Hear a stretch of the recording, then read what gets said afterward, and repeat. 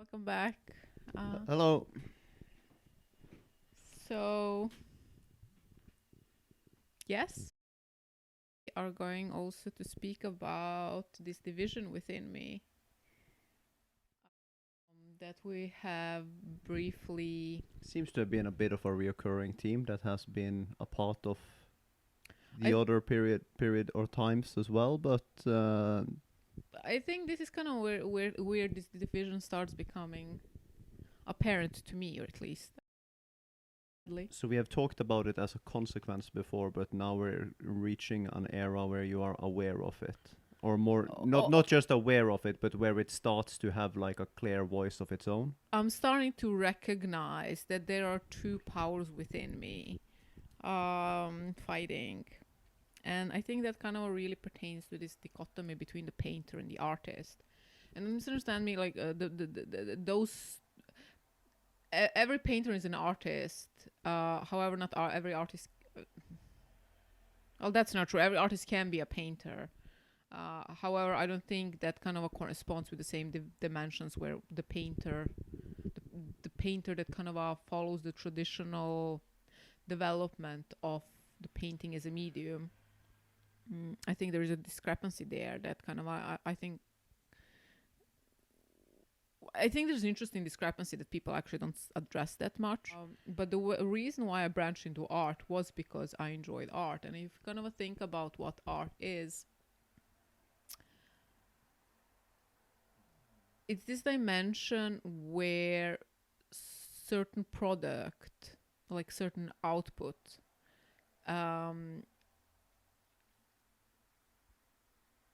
acquires meaning through artists' ability to channel and comprehend such and attach it. All things have meaning on the individual level.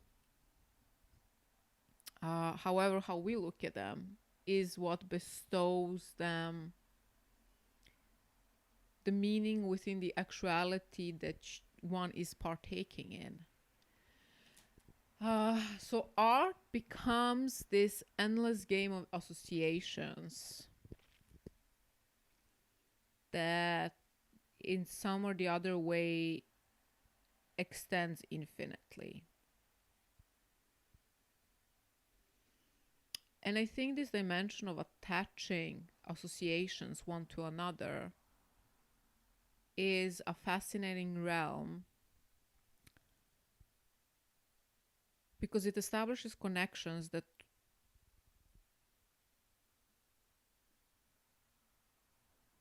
it's not that it establishes connections, it establishes connections, but there is this dimension of spiraling that I find very fascinating with within the context of art.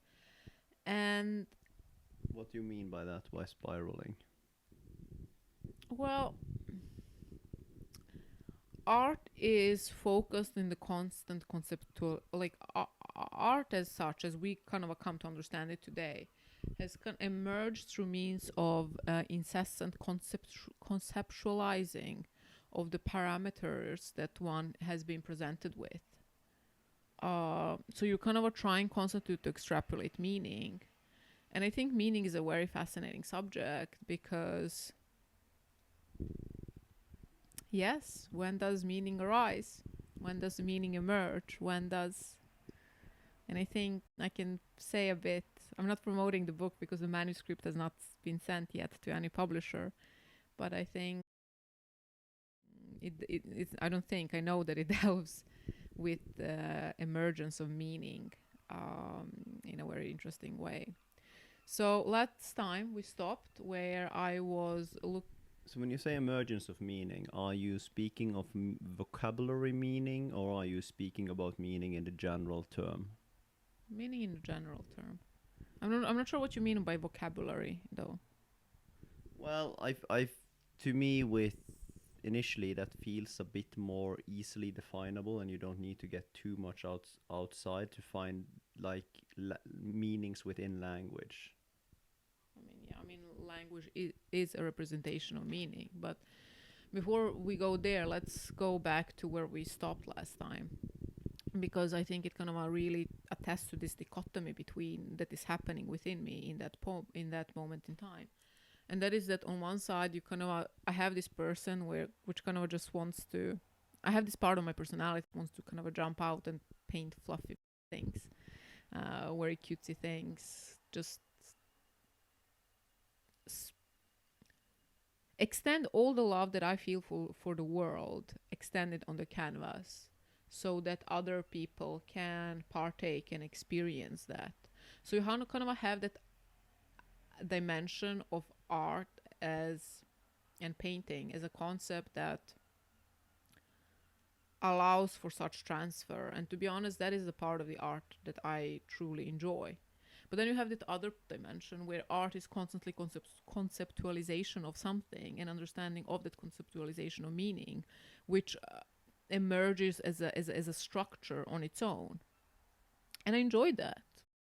So you have kind of like this part of my personality that is very, very dry, like, and just very factual and very straightforward. And also, So you enjoy philosophy and have investigated and had quite delved quite deep into that. I mean, there are people that have read more than me, like, all hail. I mean, I think also that's kind of something that we can address now. When I kind of when I was contemplating what to do with my life, and like, obviously, okay, I'm an artist now. I've given myself the permission to be an artist, but I was like, what does that mean? And again, given my trajectory, there is a myriad of topics that I could have. There is a plethora of topics that I could have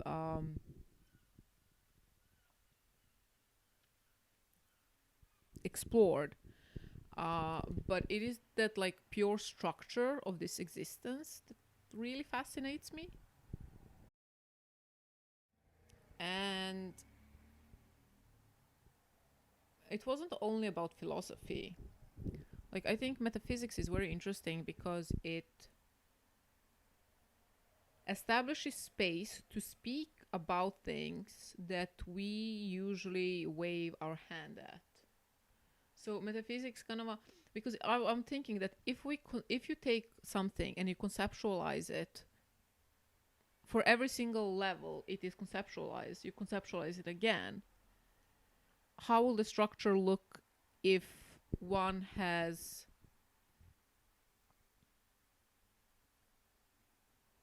if one kind of just keeps on applying the same matrix on it over and over again? Where do you come at? And I think a lot of my explorations have kind of come from that point where, given all this time I have now assigned to myself, what do I do with it? And I've delved a lot into the books that were acting as crumbles. Like, you kind of pick up a phrase there, a dimension there, where you're thinking that, like, this is interesting, because if I take a lot of this context to be true, or within the dimension of common sense, because not everything what older philosophers wrote was true, or at least they were true at that particular point in time, but they're not. Well, very often it is an investigation, and often they build up on their predecessor, and people after build upon their thoughts. So it is not a static topic. Exactly. So you have this dimension where I was kind of looking at the constant conceptualization. And again, I'm very interested in the structure of this universe. I'm more interested in the fact that we are living in a universe where we can't see, if there are possible neighbors, we are quite far removed from them.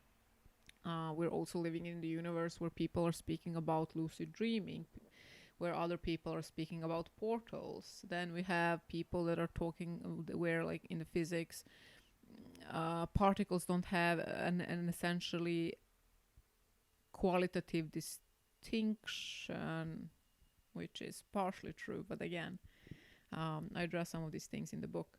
So how all of that kind of attributes to the structure that we inhabit is very fascinating topic to me, especially in the context that the structure isn't like the structure as it is. If you kind of look at the world at large, we're missing a lot of points, in the sense that most of the people live in circumstances that are less than ideal. And less than ideal, I mean having access to one's own housing and clean facilities. And then you have kind of a pearl in that, on top of the debris. So I've always been kind of really interested in the structure of this world and the structure of the universe. Like, how does one pertain to B, and how does B become C? And then the whole alphabet. Especially in the context of human apprehension of exchange of symbols. And like the participatory actuality that we inhabit is contingent upon individual and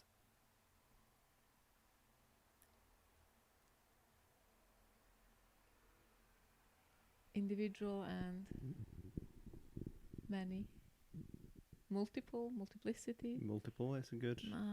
Well, it is contingent upon the apprehensions and perceptions that kind of shape our own subjectivity, because it's that subjectivity that translates into navigational capacities.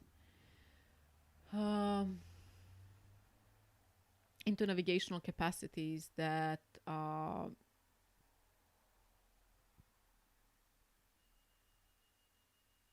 essentially make for the internal part of the structure, or the middle part of the structure.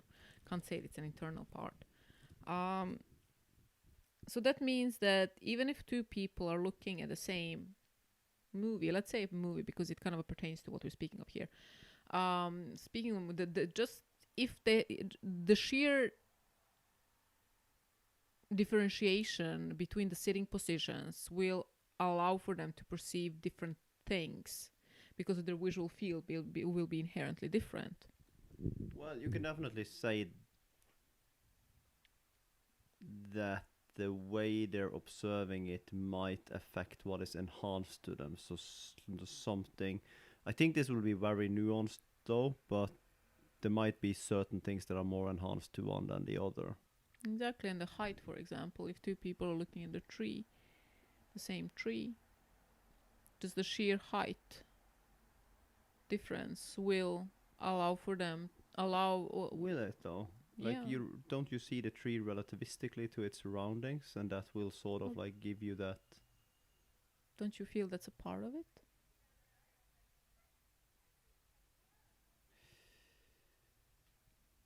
There is a lot of things I would say that can be apprehended differently by the two viewers in the movie, but I'm not sure if sitting position compared to what they see on the frame is the main driver of it. Well, but that's the thing we're speaking of. This is exactly what I'm speaking of. It's about the granularity, the unconscious granularity that we're constantly exposed to, but through the means of conceptualized actuality, we apprehend things in the way that we assimilate our views with the group. So, for example, we are like right now, if you kind of look through the window, there was a bird, but for you, from your vantage point, we'll see a different side of the bird that I will, but we'll both agree that there is a bird on the chimney, like outside the window. Yes, but now we're not looking at a 2D screen presenting our narrative to us, where you have all of these techniques where the director can choose to enhance and blur out certain parts of the image, have others in focus, etc. Because those will be the same for all the viewers. Yeah, like the main apprehension of the image of what has been portrayed, a bird on the chimney, will be. But the granularity your 37 trillions of cells exist upon will inevitably apprehend something different to someone else.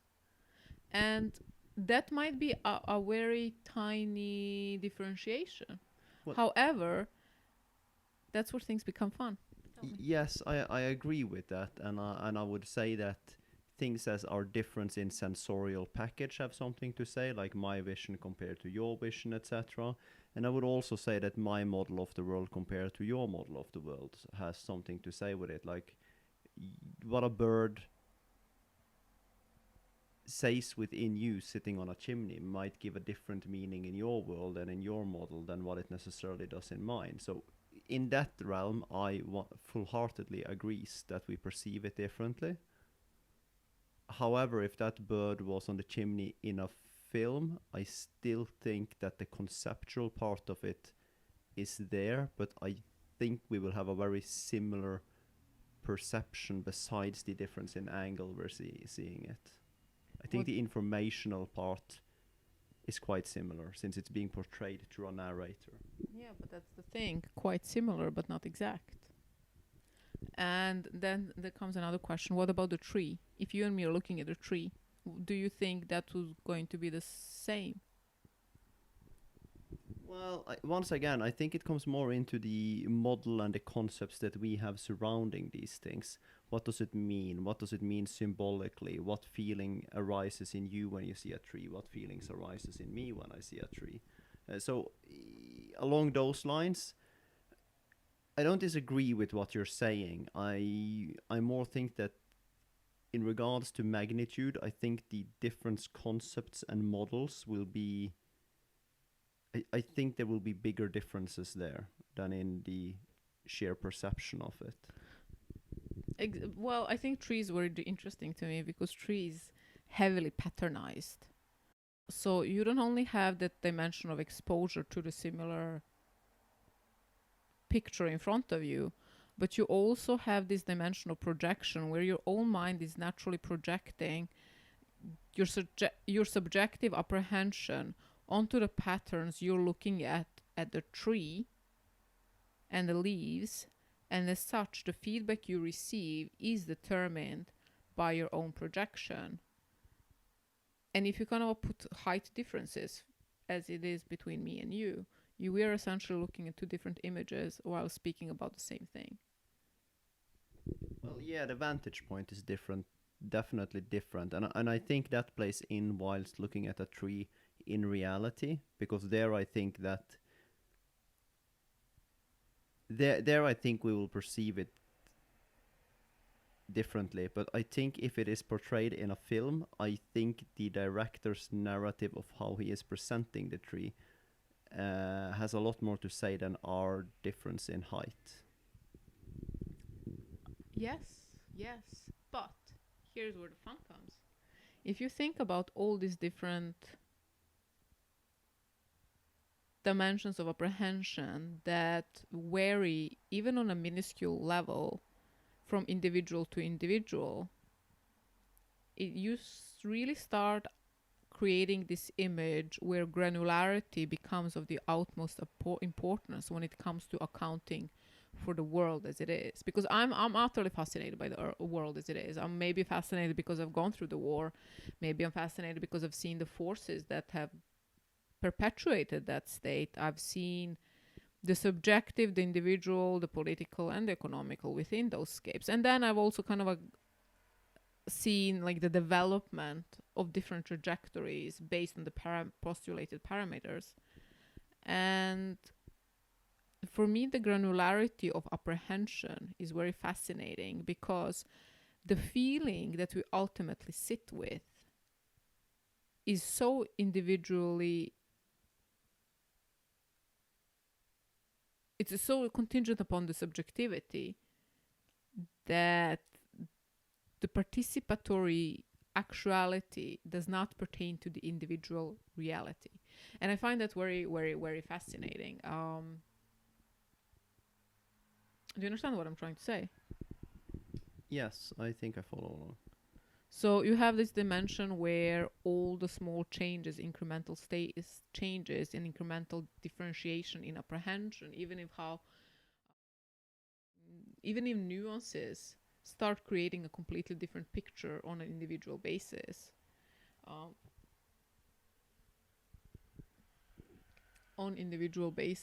And then for me the fascinating dimension kind of comes about what people apprehend and don't apprehend. What do they catch? What don't they catch?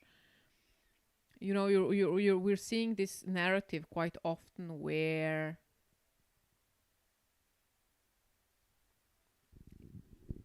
people are playing the game, the game. Wow. And the game is contingent upon your own individual apprehension and your own ability to measure the parameters you're exposed to and that define the situation you're in, where you are attempting to create a scenario that is evolutionary beneficial for you in some kind or the other way. That means that one has to have a like that. That means that your capacity to play whatever you are imagining that you're playing is contingent upon your ability to apprehend the granularities within what is happening, and is contingent upon how you read information, which kind of brings us back to food a bit. But I'm not going to go there. I think you have kind of understood the picture. So if you kind of look at the world through that lens, a picture starts emerging where you understand that why the world is as it is and how the world is as it is. So I definitely can see how this leads into the components of that, but I would like to hear a bit more of how does this make it so clear to you that the world is as it is? Yes. Clear. I'm not sure if it's clear. I think parts of the matrix are clear to me. I'm not going to say that the world is clear to me. I cannot comprehend what we're doing. I cannot. That it's not clear to me why we have poisoned our own water. It's not clear to me why we're not more concerned about cleaning up the planet instead of again sending phallic objects that poison it even more. That I do not understand, and I will never understand that. Like I can understand it, don't misunderstand me, but it's at the same time it's a bit like me not fascinated. Well, I do see where you're coming from there, but at the same time, it's worth appreciating that we are the self-proclaimed most intelligent species on Earth. Yeah, this is going very well. However, we are not that advanced, and we are not that capable of actually planning ahead. Like, there's plenty of studies of how unemotional we become as soon as something is fairly distant. And there's also a lot to do with how capable are we of taking into account large changes that will happen. It doesn't need to be more than 10 or 20 years ahead, and then we become, like, sorry for using this very strong expression, but we become quite useless into accounting for it. And that's basically why we are capable of polluting and doing all of these things. We suddenly got a lot of power of doing things in the short term, but we're not great at doing or planning ahead in the long term. So yeah, we are that intelligent that we're probably the only species on Earth that is capable of actually doing that as well. Well, the question is why? Why do we do what we do? How we do what we do it? And again, Be a bit of a long tangent, I think. yes, that's literally what my book is about, and why I've written this book, because I wanted to structure a lot of these thoughts that have kind of come about. But what I read from this is that I've started to look everything just from the pure evolutionary point. I think that humanity, individuality, and subjectivity have started to acquired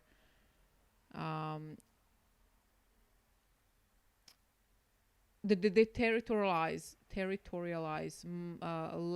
much less space than it used to. And now I'm much more concerned why people, like, just from observing people around me, I'm much more interested in why does evolution make them make that move? What is it within the evolutionary process that they have figured out that this is the particular dimension where their behavior is going to go? I think it's more of an emergent phenomena. What?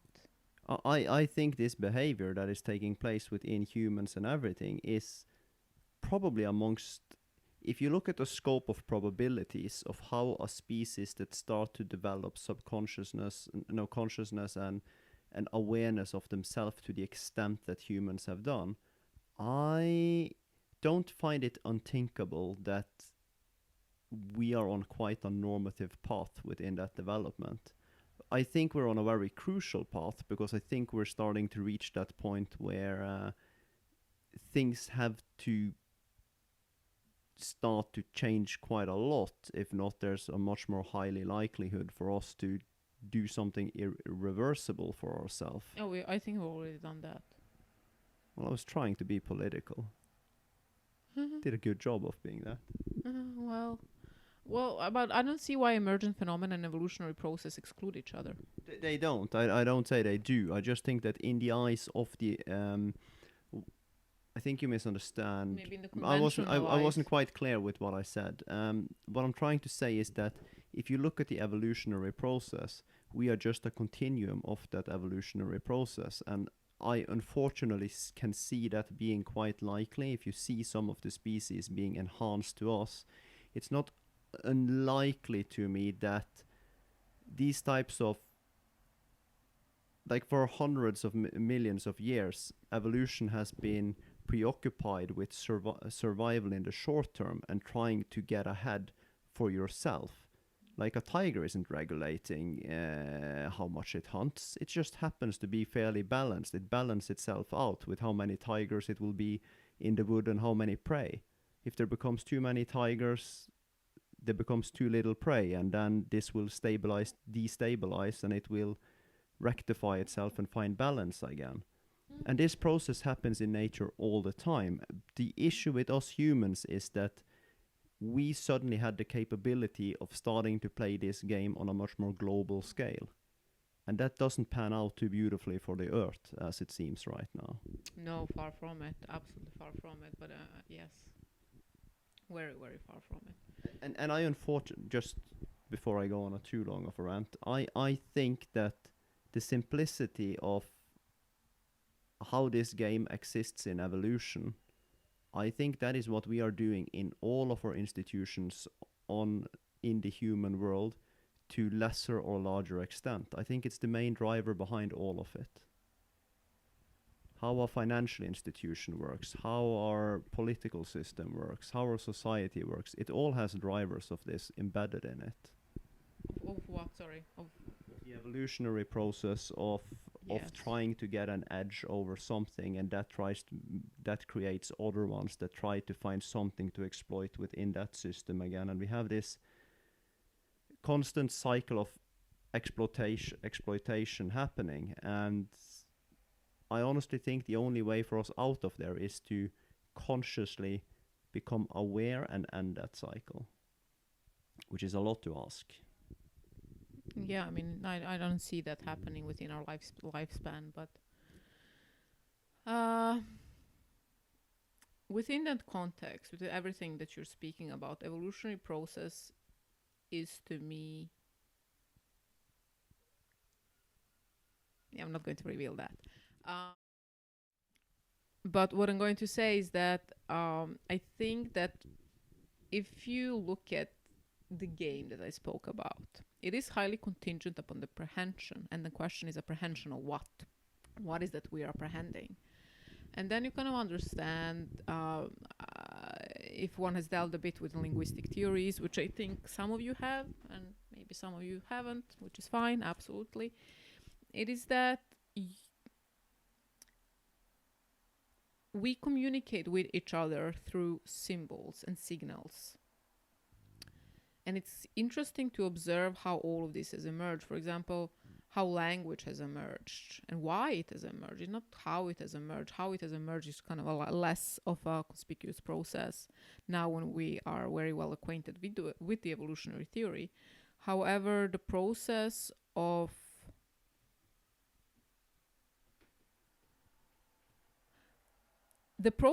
where an evolutionary process has developed to such a point where it demands its own clarification in the context of communication and its own furthering becomes a fascinating one to me. So if we look about how language emerged, it is because it was evolutionary more proficient to establish clear pathways between the information that one wants to convey and the manner one wants to convey it in, where language suddenly substitutes two things. It substitutes the merely pictorial. For example, that if I could say to you, let's go to the store, I will say to you, let's go to the store, simply because it's more energy proficient to say to you, let's go to the store, as opposed to me drawing to you a store and us walking into it. I mean, that I can do that. I can do that. But it's not an energy proficient way. I don't think many people would do that unless they are forced to or enjoy that in some or the other dimension. So what becomes interesting to me is looking at the process of development, especially the cognitive development within the capacity that the human mind has developed as through means of exchange of symbols, where those symbols simultaneously exist as non-fungible tokens and as fungible tokens. And they enter this dual relationship of being both and. And I think that is kind of the right space to introduce these works for me. What you see here is it's extension of the evolutionary process, essentially, isn't it? You have this dimension where pictures are paired with words, and these words mean something. These pictures mean something, and these words mean something. They exist as autonomous structures where we can recognize them. Most of the people will recognize that this is water, and the other thing is the woods and some flowers. And then you will recognize the words, and at least if you are English speaking. But they enter into an assembly. And that assembly tells you something different than the images separately. Maybe some of these examples are more coherent. For example, townspeople chattering in confusion with the camera and the surveillance. I think that particular piece touches upon. If it is the first day the camera is put up, then perhaps. Maybe. But I think that particular piece obviously connects to a bit of a different narrative, but we'll get to that. But on the other side, you have water here. You have indistinct chatter. What is that? Why water? Okay. Christian is very concerned that you should see the whole image. Thank you, Christian. And you have this one where the flowers have been I've kind of compressed them to a certain dimension and then printed them in such a way as that they kind of almost play with this dimension of hyperreality. And then it says quietly tense electronic music. And this is a bit of a pun from my side. This exists as a piece in the same way as in the indistinct chatter, but tickets please, which is made as pillow. And I think this is also my ode to just kind of this conceptual art that is, and this particular conversation that kind of enters into the narrative. So all of these images are supposed to tell you something, and all these words are supposed to tell you something, and then together they're supposed to say to something else. And the reason why I think it's such an interesting extension of the process is because they're all printed on velvet. And this dimension of printing is a very fascinating one in art through the means where it enters the loop of reproduction of mimetic reproduction. Well, reproduction is always mimetic, but it enters into the loop of mimetics. I don't know. I'm not sure. And reproduction, meaning that something has been existence of something has been doubled and amplified in order, or has proven itself to be of such importance for it to emerge in this printed version, um, through the means as I have, through the parameters I have postulated around it. And you see that all of these texts have black background. And then my question is, do you have some references to that? Does it evoke a feeling? Does it evoke a memory of something? Like when you see the black with the white and in the brackets, bracketed as it is. Well, yes, it looks very much like subtitle to me. But that is the only, like, I don't feel anything for it to be black. It may be like a sign. No, but subtitles is. But yes, it's more like subtitle is what you typically read in this format. Yes, exactly. So I've been watching. I'm a bit of a cinemaphile.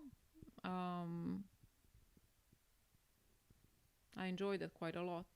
However, there was this dimension where I was watching.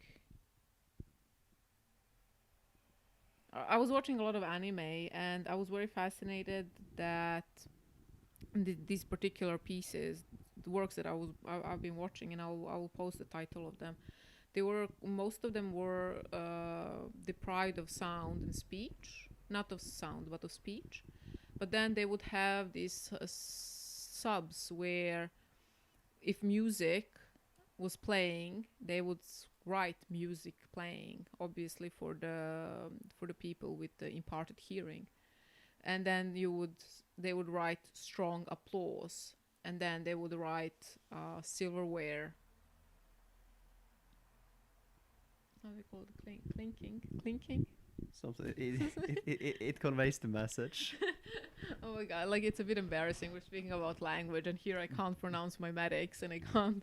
I'm like, no, silverware rattling. Rattling is a good word.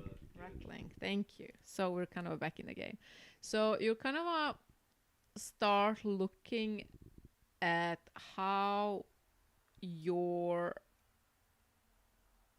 attention is being funneled towards certain dimensions which we accept, which we blindly accept. And again, this is a narrative that accounts for advertisements, for all of the dimensions that kind of touch upon the aesthetic apprehension of something. But you kind of see how our attention is funneled in certain way, but you also see something else, and that is that how this dimension of pictorial representation exists simultaneously and parallel to the linguistic dimension, where they are contingent upon it. They enter into this relationship of qualitative descriptiveness, which is fascinating to me, especially when symbols as such can be exchanged one for another.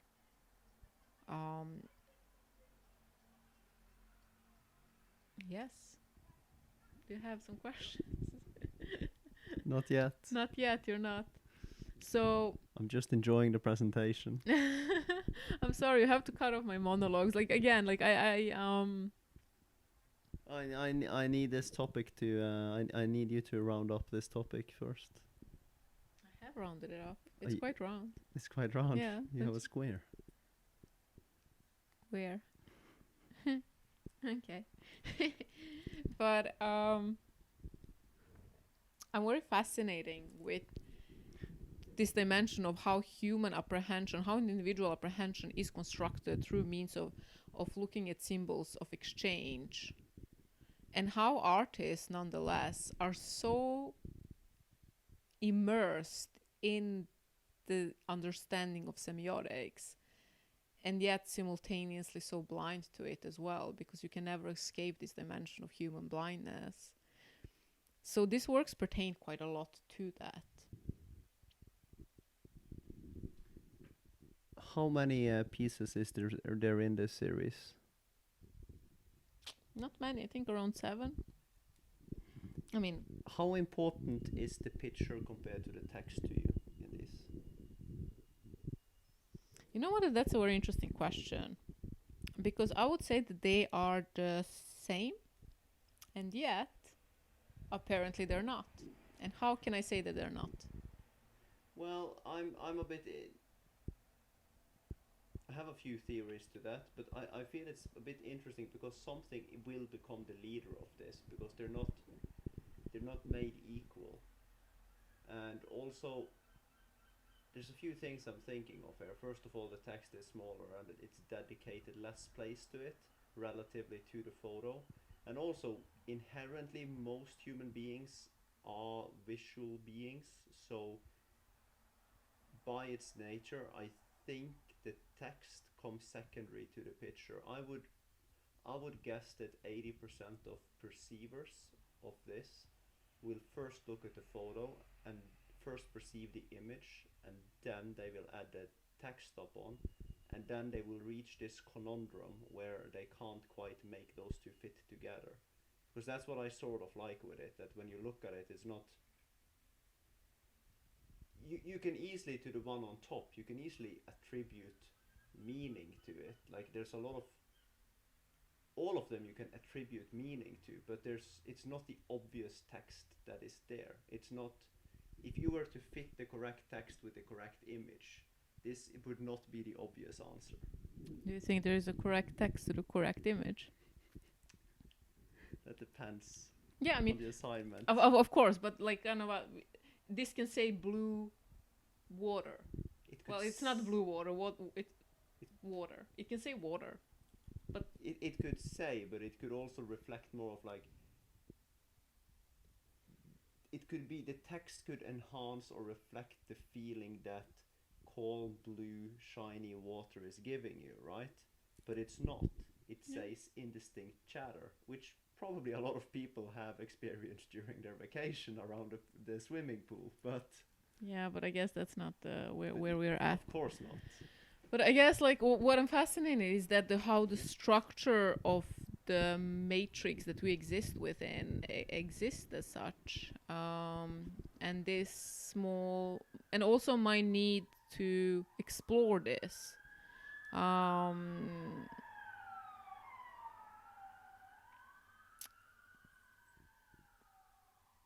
My need to explore this dimension where the structure becomes apparent, because I felt like when I was going through my process, a lot of things were veiled to me, and a lot of things were almost like the tip of the tongue, which I found very frustrating.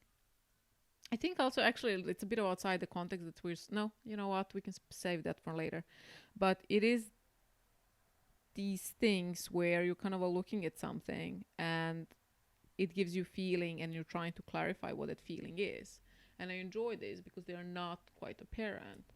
I often this was period in my time where I have been contemplating a lot on the concept of reality. I mean, just Presented reality or differences in reality, or well, because that's also where this becomes a bit intriguing again. You know that I love to hunt for concepts when I look at art. please. So I might just create my own concepts, but to me I would attribute that you have been fairly aware that reality, that you have sort of these, like, I'm not gonna say they're contradicting realities, but they're once again not the descriptive model that you would expect. The text and the picture doesn't necessarily intuitively fit, which means that you have noted that tension that can arise when that doesn't fit, and I feel that is recreated here. Another thing with reality is sort of lost my thread right now. Another thing with reality is what? Yes. Is it real? Hopefully. Or is it great? Hopefully it's real. Oh, I don't hope. I literally hope that this is a simulation or a really bad Rick and Morty version of a game. Not to drag that into a long conversation, but I Well, would but I if would this I, is I, what it is I would about. I would head back to the argument that it doesn't matter. Well, yes, it does matter. I'm not going to, okay, but I mean, because it is within the scope of these pieces, of course it matters. We can Uh, make, if people are intrigued by that question, we can make an episode on that question alone. yes, I think that's a fair deal on that one. maybe. But Yeah. the nature of apprehension is also the nature of how we structure the universe we embody. And this was a point in time where I was contemplating reality on a very high level for a very long time. Mostly because I was hoping there is something else. Maybe there is something else. There is definitely underlying dimensions that could indicate such, and maybe they're all the figments, you know. I think that was along the lines I was going, because you were contemplating reality. So I said, first of all, that you've been aware of the differences between the visual and how we emphasize text. And then it is also about the presented reality, because you are presenting a reality here. You are saying that there is this flower field with this quietly tense electronic music, and you have presented people with these two keys to a reality where they sort of have to create, like my head starts to create a story or build something around it to try to fit that into that. So I think it's a bit of a like fun pun on reality by supplying those two puzzle pieces that doesn't quite fit. But I'm not sure if that is intentional. Yes, I yes. think I mean, I also wanted to jump a bit back about you and when we had our little discussion with how far to move this one forward. yeah. And I thought it was just interesting when we spoke about the seagull on the chimney, because that's exactly what happened here. My height and my perception told me that the camera's angle wouldn't catch the text to the angle that you tilted it, but to you, you were of course showing the text as well to the camera. So your apprehension from your vantage point was that your tilt was adequate for the text to be presented to the camera. So just thought it was a fun little Yes. practical. Yes, yes, that's exactly what it is about. And, well, that's exactly what parts of this are about. And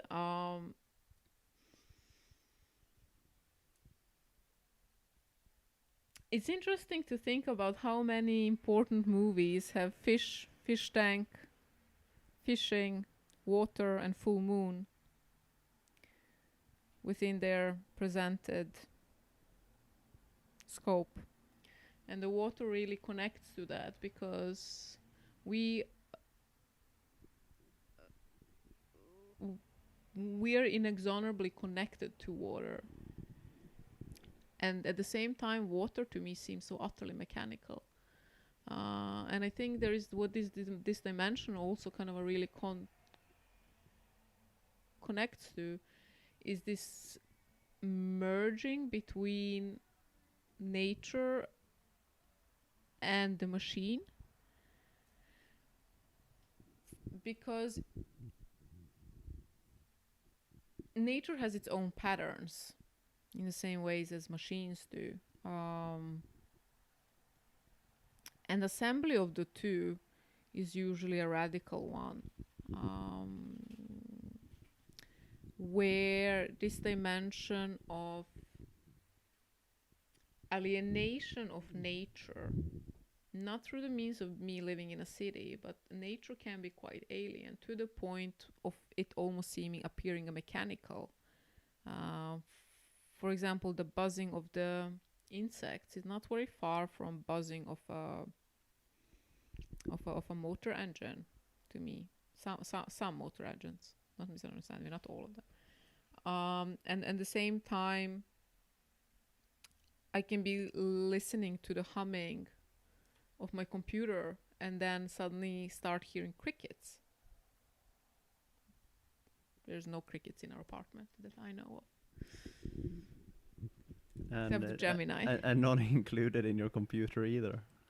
Maybe This is Apple how Apple get the performance. yeah, I mean, they're not getting plus points for the operative system, so crickets just might be the thing. It's a bit of slandering of Apple here. Okay. Not on purpose. I mean, we're just talking about the product. Call it a product review. You'll get no protests from me at least, but yes. And at the same time, Velvet kind of comes into these pieces because I really enjoy the tactility of it, because we're speaking about this mechanical concept and the mechanical concepts in nature, but also the concepts of where different parts have been taken from movies, scripts, etc., and then introduced to the canvas, that introduced to the work of art, which inherently was digital, but then is translated on a tactile surface. So I think there's a few layers to how it is presented. It is, because these are the pieces that, like, one of the reasons why I really enjoy conceptual art is that like infinite exchange of associations and all of this exchange that kind of happens within the world of the hidden, or within the world of the people that have allotted a certain amount of time to exploring different concepts that are outside the ordinary perception or the conventional perception. So I don't want to speak too much about them, in a sense. It's not that there are certain dimensions that I don't think that I can tell you. Like, I cannot. There are certain experiences that I've had that I would very much like to translate, but I can't. And this is potentially the closest one we'll get to those. Like, this dimension where just even how these things have kind of come about is very fascinating, because an image gives you a feeling, a text gives you a feeling, and then two feelings within you become entangled, and as such produce a unity. Like, that's a very fascinating topic on its own, if one really starts thinking about how does this exactly come about. So these works are quite layered, because they start really they symbolize the part of my process where I started going so deep into my own sensitivity and my own apprehension of the world. That definitely, they act as tokens of the journey, but the tokens of the journey that is to be experienced before it can be understood as such. And before it does so, it exists as this infinite game of associations, which I think it's wonderful. I think that one of the most gorgeous dimensions of art. I'm sorry, I'm going on a tangent again.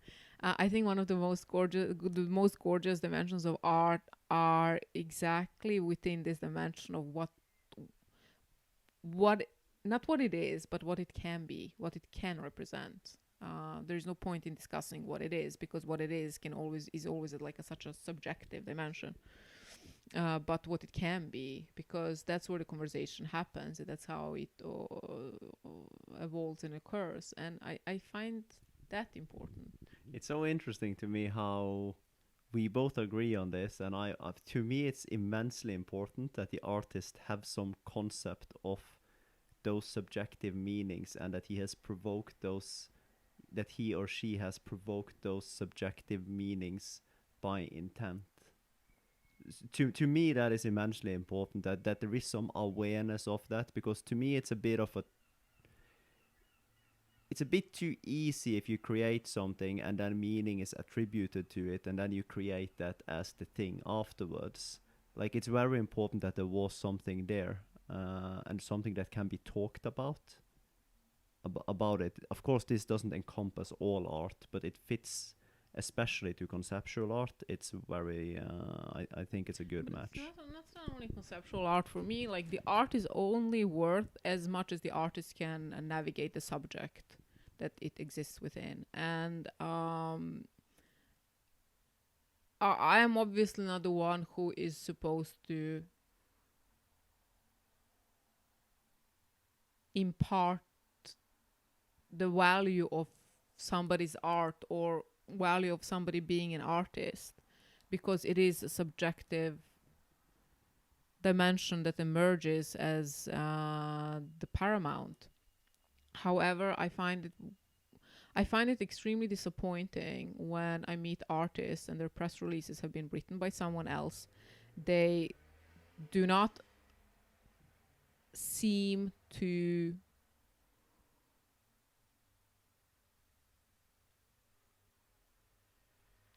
and the works of art have not been kind of like one of the reasons why I became an artist is, again, going back to the fundamental question, is that I'm very fascinated how beautifully this existence entwines and is entangled with itself through various means.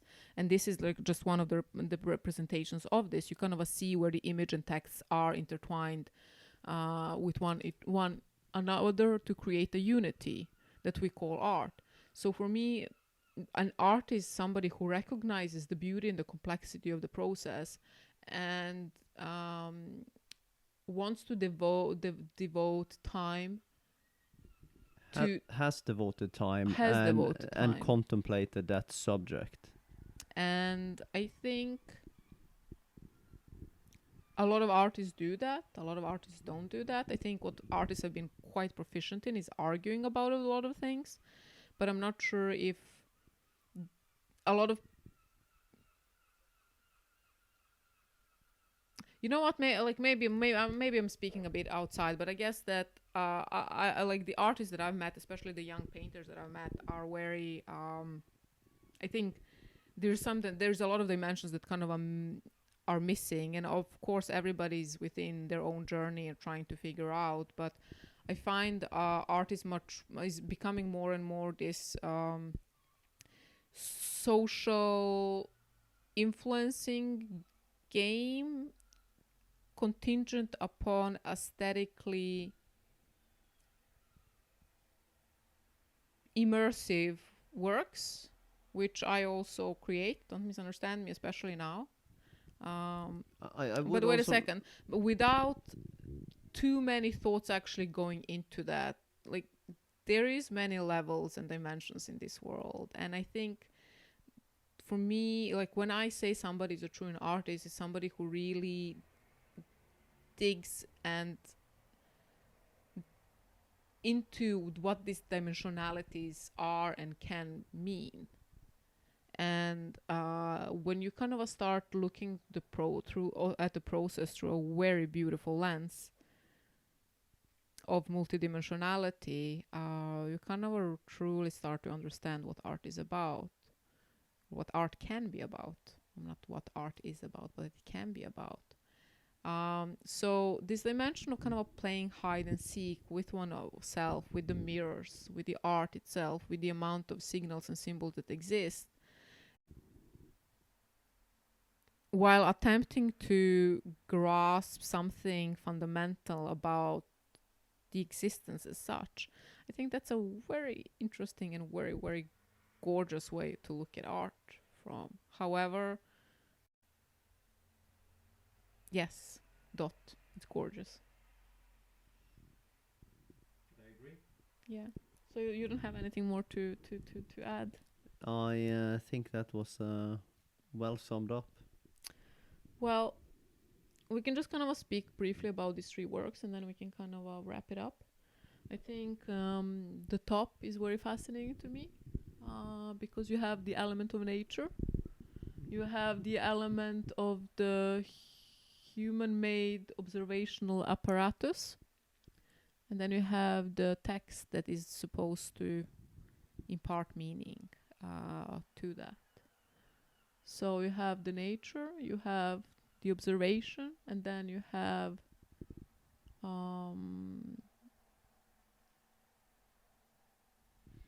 the question that it leaves you, one is left with, and what that means. And I think like this particular piece really emphasized that, like townspeople chattering confusion.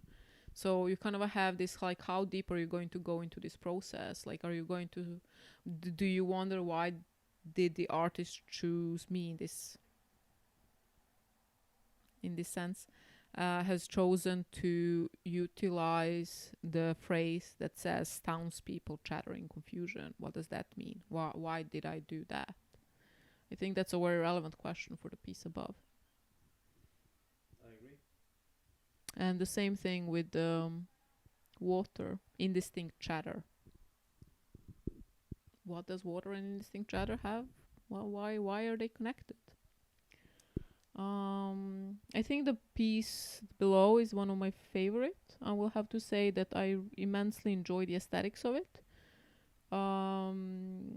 Purely because how these low resolution plants are printed on velvet and how what they give out is very, I find that extremely pleasing. And then you have quietly tense electronic music that connects, at least to my experience of, I'm not alienated from nature. I enjoy nature very, very much, which is not something that you do. You're, for example, quite far removed from it. I enjoy nature, but I also feel alienated from it. I don't think those two are contradictions. No, I'm just surprised by your own. Oh, well, that's not what I meant, because we had like a discussion a week ago where you said like if everything was cemented, you would enjoy it immensely. That is true enough because How you much have. hay fever did I have that day? Yes, I was about to say. I was about to say you have such a severe pollen allergy that you're incapacitated for a very long time during the amounts of during the year. So actually, maybe we should just move to Japan or like something where it's like super urban. I could live in Japan. But then you have this dimension of quietly tense electronic music, and there is this dimension that I find very fascinating where nature is not only mechanical, it acts within the pattern, these reproductory patterns that we. Yeah. And I find it very fascinating because I'm contemplating what it means and why does it mean like that? Why do we have that type of experience? How is that experience conjured? And the piece here, like tickets, please. Yes. Do you believe that you have a ticket? I'd rather be the one selling the ticket.